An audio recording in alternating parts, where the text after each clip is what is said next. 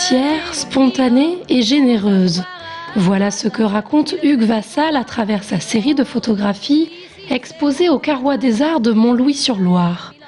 Celui qui a été le photographe officiel de l'icône de la chanson française revient pour l'occasion sur leur première rencontre. Au dernier moment, on m'a dit Hugues, il faut que tu partes immédiatement, il faut que tu ailles photographier Édith Piaf. Moi, j'étais à l'époque stagiaire, je faisais les faits divers, les petits faits divers de banlieue, donc je débutais.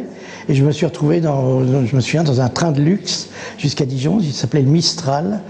Et je me suis retrouvé avec Édith Piaf au municipal de Dijon. Édith Piaf choisit donc de prendre sous son aile ce jeune photographe qui restera à ses côtés les 7 dernières années de sa vie durant, immortalisant ses joies et ses peines sans le moindre artifice.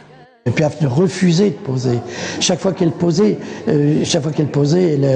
c'était mauvais. D'ailleurs, j'ai fait une photo, c'est tout début. Elle a posé pour moi en 1955, c'est nul.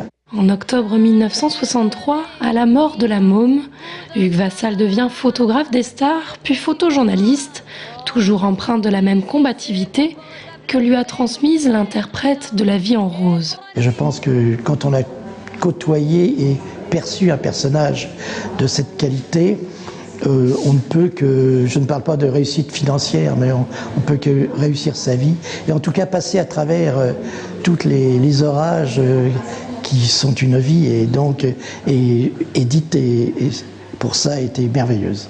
Après New York, c'est donc dans la région que les photos font escale jusqu'au 8 mai, une exposition qui permet de faire revivre la môme près de 50 ans après sa disparition.